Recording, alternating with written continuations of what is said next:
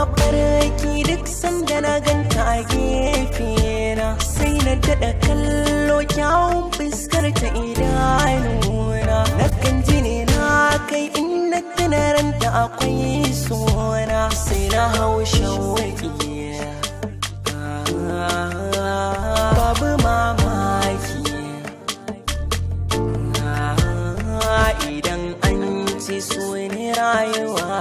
Na yarda a can baya ya samu damuwa, na shaida ya hana bacci aiki da duk nutsuwar raina. Yanzu dube ni,